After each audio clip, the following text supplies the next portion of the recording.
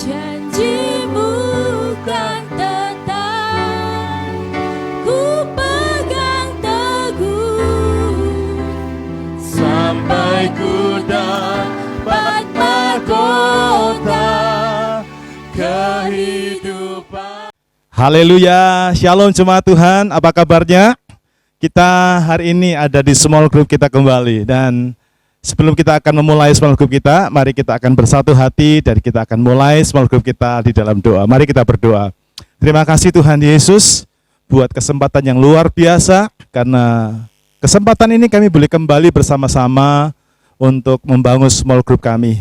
Sebelum kami akan mulai, kami semua minta supaya Roh Kudus memimpin kami, dan Roh Kudus akan mengurapi kami, sehingga Roh Kudus berikan pewahyuan, pengertian buat kami, supaya kami bisa mengerti dan memahami akan firman-Mu. Di dalam nama Tuhan Yesus Kristus kami berdoa, haleluya, amin. Puji Tuhan, sudah dikasih Tuhan, small group kita pekan ini mengambil sebuah tema, yaitu mengejar kehidupan surgawi. Saudaraku, dalam kehidupan manusia, mata itu punya peranan penting dalam seluruh kehidupan kita. Karena dari apa yang kita lihat, di situ akan menentukan apa yang kita kejar, apa yang kita harapkan, apa yang kita capai, apa yang mendorong kita, apa yang menggerakkan kita, dan itu dimulai dari mata ini, ya. Mata ini bisa membawa kita kepada keberhasilan, tapi mata ini juga bisa membawa kita kepada kehancuran. Oleh karena itu, penting sekali bagi kita untuk kita punya visi. Katakan sama-sama, penting bagi saya untuk punya visi. 2, 3. Penting bagi saya untuk punya visi. Nah, visi kita apa, saudaraku?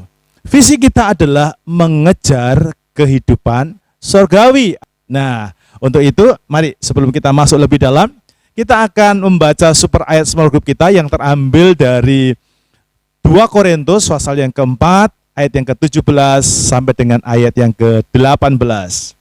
Mari, bila saudara membawa Alkitab, Anda bisa membuka bersama-sama dengan saya dalam 2 Korintus pasal yang keempat, ayat 17 sampai dengan ayat yang ke-18. Mari kita akan membaca ayat ini bersama-sama, ya.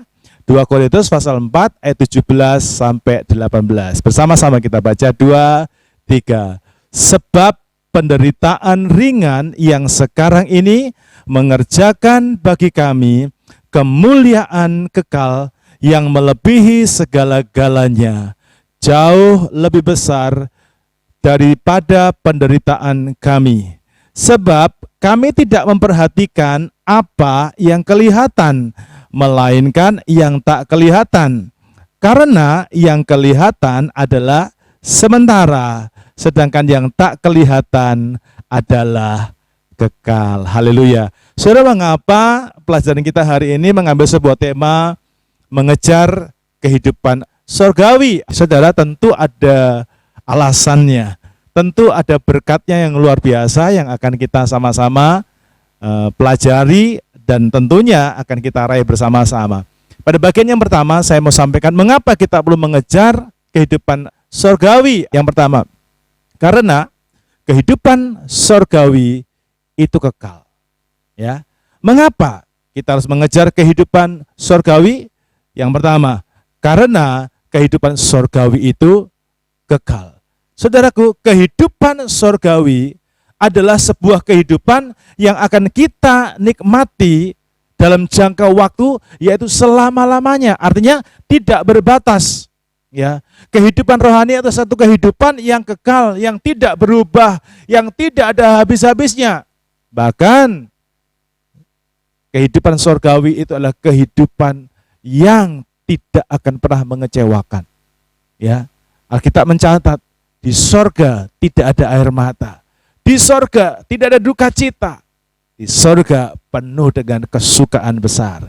Itulah sebabnya firman Tuhan berkata dalam 2 Korintus 4 ayat 18, sebab itu kami tidak memperhatikan yang kelihatan, melainkan yang tak kelihatan. Mengapa? Karena yang kelihatan adalah sementara, sedangkan yang tak kelihatan adalah kekal. Rasul Paulus, hamba Tuhan, dalam pewahyuan daripada Roh Kudus, dia mendapatkan satu firman yang luar biasa. Sebab itu kami tidak memperhatikan yang kelihatan, Dia berkata, sebab itu aku tidak tertarik, sebab itu aku tidak mencondongkan hatiku kepada hal-hal yang kelihatan, sebab itu aku tidak membuat diriku terpikat dengan hal-hal yang kelihatan. Memang dunia hari-hari ini, begitu gencar berusaha supaya kita ini terpikat dengan dunia. Karena ketika kita terpikat dengan dunia, maka kita enggak tertarik lagi untuk mengejar kehidupan surgawi. Padahal itu yang lebih penting. Karena itu, mari kita kejar kehidupan surgawi. Yang kedua, saudaraku, mengapa kita harus mengejar kehidupan surgawi? Ya, dikatakan karena kehidupan di bumi ini akan dibongkar. Ya, katakan sama-sama.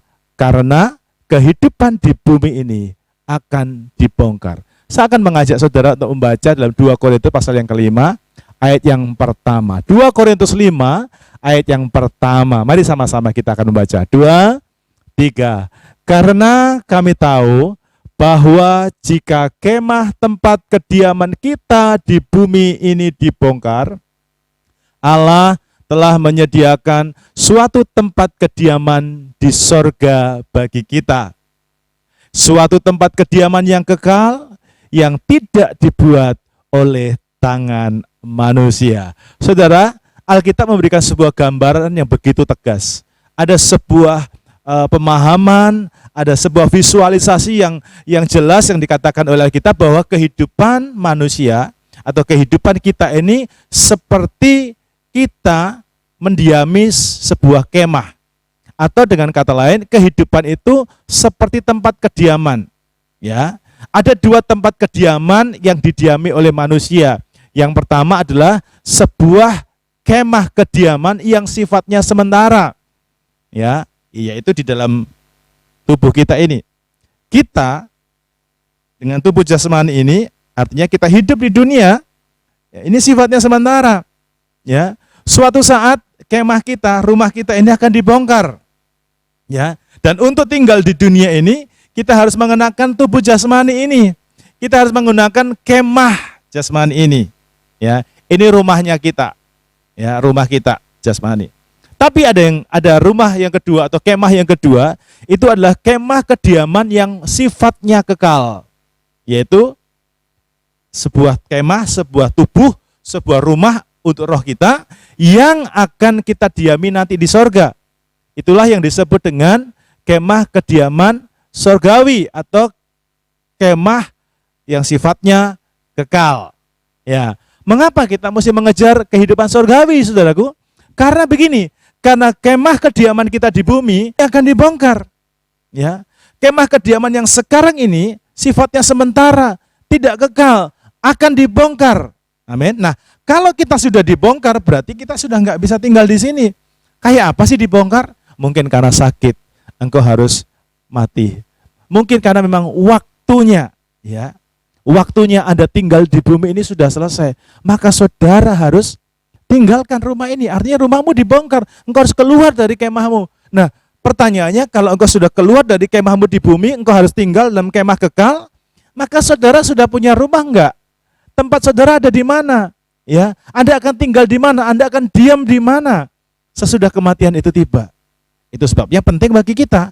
Kita harus memiliki kemah surgawi. Kita harus mengejar kehidupan surgawi. Amin. Ya, inilah pentingnya, saudaraku. Mengapa kita mesti mengejar kehidupan surgawi? Nah, yang ketiga sekarang. Mengapa kita mengejar kehidupan surgawi? Karena begini. Karena kehidupan surgawi adalah tempat impian kita. Saya ulangi. Mengapa kita mengejar kehidupan surgawi? Karena kehidupan surgawi adalah tempat impian kita. Amin. Sama-sama kita akan baca 2 Korintus pasal yang kelima, ayat yang kedua. Ya, firman Tuhan berkata demikian. 2, 3. Selama kita di dalam kemah ini, perhatikan, kita mengeluh karena kita rindu mengenakan tempat kediaman surgawi di atas tempat kediaman kita yang sekarang ini. Alasan mengapa kita harus mengejar kehidupan surgawi adalah karena begini, karena kehidupan surgawi, kehidupan di surga itu adalah impian dan kerinduan hati manusia. Hatimu dan hatiku, saudaraku, hati kita semua itu sangat merindukan ini. Kita bisa tinggal dan mengenakan tubuh sorgawi atau tinggal dalam kerajaan sorga. Amin. Roh manusia yang sesungguhnya itu rindu untuk bisa tinggal di dalam sorga. Roh manusia itu maunya lepaskan tubuh ini dan mengenakan tubuh sorgawi atau tubuh kemuliaan. Ya, selama dalam kehidupan di bumi ini, saudaraku, selama kita mengenakan ini, sebenarnya kalau kita mau jujur berkata, roh manusia itu mengeluh. Roh manusia itu terus berkata, Tuhan, aku capek tinggal di sini, aku maunya tinggal di dalam tubuh kemuliaan. Itu seruan daripada roh kita. Ya, itu sebabnya marilah kita mengejar kehidupan surgawi. Sekarang yang terakhir, mengapa kita mesti mengejar kehidupan surgawi? Karena yang keempat, ya, yang keempat, alasannya adalah supaya kita bisa mengenakan pakaian surgawi. Mari kita baca sama-sama 2 Korintus pasal yang kelima ayat yang ketiga. Firman Tuhan berkata demikian, 2, 3. Sebab dengan demikian kita berpakaian dan tidak kedapatan telanjang. Haleluya. Mungkin beberapa di antara saudara masih belum memahami bagian ini, tapi saya akan menjelaskan, saudaraku. Satu hal yang sangat penting untuk kita semua pahami adalah untuk hidup di dalam dunia kekal, ya, atau dalam dunia kekekalan, atau di kehidupan sesudah kematian. Di situ saudara dan saya harus mengenakan pakaian khusus, ya. Kayak contoh beginilah, ya. Sudah pernah ke ICU, ya. Sudah pernah mengunjungi saudaramu atau temanmu atau sahabatmu, ya, yang sedang berada di ruang ICU atau ruang ICCU. Ketika kita masuk ruangan itu, ada sebuah peraturan dituliskan. Kalau Anda masuk ke ruangan ini, harap mengenakan pakaian khusus di ICU. Ya, kita harus mengenakan pakaian khusus di sana. Mengapa saudara kita mesti kenakan pakaian itu? Sebab di ICU itu tempatnya steril. Sebab di ICU itu kalau Anda tidak mengenakan pakaian itu, takutnya di ruangan itu, atmosfer ruangan itu terkontaminasi dengan apa yang ada di luar. Tapi satu hal, saudaraku, itulah syarat. Kalau Anda tidak mau pakai pakaian ICU, ya jangan masuk. Tapi kalau Anda pengen masuk ke ruangan itu, Anda harus mengenakan pakaian ICU. Demikian juga, saudaraku. Kalau saudara pengen tinggal di bumi, Anda harus pakai tubuh ini. Kalau Anda sudah nggak pakai tubuh ini, maka saudara artinya saudara sudah mati. Saudara sudah hidup di dunia kekal. Nah, demikian juga ketika Anda hidup di dunia kekal, ya, di dunia kekal, bahkan saya katakan ketika Anda pengen tinggal dalam surga, Anda harus pakai pakaian, namanya pakaian surgawi, atau kita sebut dengan pakaian kemuliaan, ya. Nah, pakaian inilah yang harus kita kejar, pakaian inilah yang harus kita miliki selama kita hidup, ya. Selama kita hidup di dunia ini, saudaraku, tujuan kita hidup di dunia adalah mengejar supaya kita itu bisa mendapatkan pakaian surgawi, sehingga kelak ketika kematian itu tiba, kemah kita ini dibongkar, tubuh kita ini binasa, dan kita tinggal memasuki dunia kekekalan. Kita sudah punya kemah untuk roh kita. Kita punya pakaian surgawi. Amin. Amin. Nah, bagaimana sekarang caranya kita bisa mengejar kehidupan surgawi? Caranya, mari kita lihat sama-sama. Kembali kita ke 2 Korintus pasal yang keempat, ayat yang ke-17. 2 Korintus 4, ayat 17. Sama-sama ya kita baca ya. 2, 3. Sebab penderitaan ringan yang sekarang ini mengerjakan bagi kami kemuliaan kekal. Sebab, saya ulangi lagi ya, perhatikan baik-baik.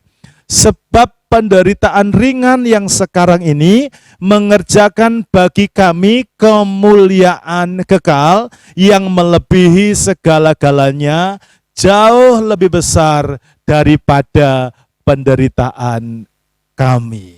Ya, pertanyaannya kan, bagaimana caranya kita ini mengejar kehidupan surgawi sehingga kita bisa mendapatkan pakaian surgawi? Caranya adalah jangan fokus kepada kehidupan jasmani. Jangan fokus pada kehidupan jasmani. Nah, contohnya begini, saudaraku, contoh praktisnya. Saat kita menghadapi masalah dengan sesama, ya, saya ingin berkata, jangan mengasihani diri, jangan bela dirimu. Artinya begini, jangan balas jahat dengan jahat. Ya, ketika engkau dijahatin orang, jangan balas dengan jahat. Ya, kalau engkau belum membalas dengan kebaikan, engkau bisa berdoa untuk dia. Amin, itu maksudnya. Jadi waktu engkau di bumi ini, engkau disakiti orang, engkau dikecewakan orang, engkau dikecewakan oleh pasanganmu, engkau disakiti oleh pasanganmu, engkau disakiti oleh orang lain. Saudara ingat, jangan fokus kepada dunia ini, jangan fokus kepada hal-hal jasmani itu, tapi jangan balas dia, jangan marah, jangan kecewa, jangan benci. Memang ada rasa sakit dan kecewa. Tapi satu hal yang Tuhan minta adalah fokuslah kepada kehidupan surgawi. Artinya apa? Doakan dia, ampuni dia. Amin. Contoh lagi, dalam kehidupan ini mungkin kita dihadapkan dengan pilihan demi pilihan. Saudara diminta untuk memilih, pilih mana sih? Nonton TV, buka Facebook, atau baca Alkitab. Ya, saudara harus bisa memilih. Saudara harus berani memutuskan, saya harus memutuskan untuk lebih banyak baca Alkitab dan berdoa dibandingkan saya mengejar hal-hal dunia ini. Ya, mungkin saudara juga dihadapkan dengan pilihan. Enaknya gimana ya, ini jam mesbah doa ini. Oh, ini jamnya small group ini. Tapi di luar sana ada tawaran ini, ada kesibukan ini, ada kegiatan ini. Saudaraku, beranikan dirimu untuk memutuskan. Saya harus lebih memutuskan atau memilih untuk saya ada di kegiatan rohani, ada di small group, ada di mesbah doa. Mengapa? Ya, karena itulah caranya Anda mengejar kehidupan surgawi. Ya. Amin. Contoh yang lain lagi. Ketika Anda dihadapkan mengampuni atau tetap dalam kemarahan saudara. Saya ingin berkata kepada saudara, saudara harus berani memutuskan untuk saya harus berani melepaskan pengampunan. Kenapa? Karena ketika saya mengampuni, disitulah saya sedang mengejar kehidupan surgawi. Nah, pertanyaan yang berikutnya adalah, mengapa kita mesti demikian? Mesti mengampuni, mesti lebih memilih hal-hal rohani dibandingkan hal dunia. Ya, alasannya kenapa? Mari kita akan lihat sama-sama sebagai ayat terakhir kita, Wahyu 19 ayat yang ke-8. Ya, oke, sama-sama kita akan baca Wahyu 19 ayat yang ke-8. Sama-sama kita akan baca. 2, 3. Dan kepadanya dikaruniakan supaya memakai pakaian lenan halus yang berkilau-kilauan, yang putih bersih. Sama-sama, lenan halus itu adalah perbuatan-perbuatan yang benar dari orang-orang kudus. Amin. Saudaraku, mengapa kita mesti mengampuni?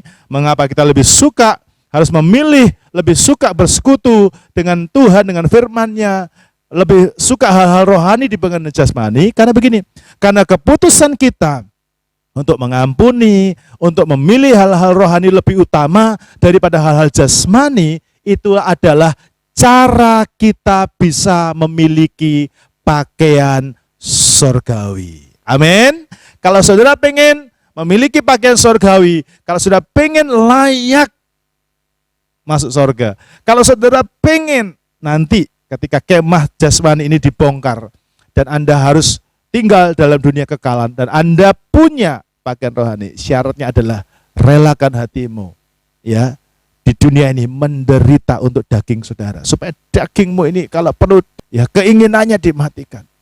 Ya, kalau dia suka benci, berkata, kamu harus mengampuni, mengasihi. Amin.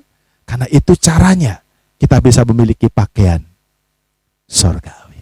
Kiranya pelajaran ini boleh memberkati setiap saudara. Boleh menuntun saudara untuk mengenal tentang kehidupan surgawi. Tuhan Yesus berkati. Mari kita akan bersatu hati dan kita berdoa. Bapa, terima kasih. Firman-Mu sudah menuntun kami. Firman-Mu sudah mengajar kami. Dan firman yang kami dengar ini adalah firman yang akan mengubah prinsip dan visi kami dalam hidup di dunia ini. Roh Kudus beri pengertian kepada kami, sehingga kami bisa memahami. Di dalam nama Tuhan Yesus, hamba berdoa dan mengucap syukur. Haleluya. Amin. Nah, sekarang kita ada di bagian sharing. Saya memberikan kesempatan bagi semua saudara untuk saudara boleh membagikan apa berkat dari pelajaran kita hari ini. Apa yang saudara dapatkan dari pelajaran kita hari ini. Selamat berdiskusi, selamat membagikan berkat Tuhan, dan kita sampai berjumpa kembali di minggu depan. Tuhan Yesus memberkati dan shalom, shalom. Janjimu kan tetap, ku pegang teguh sampai ku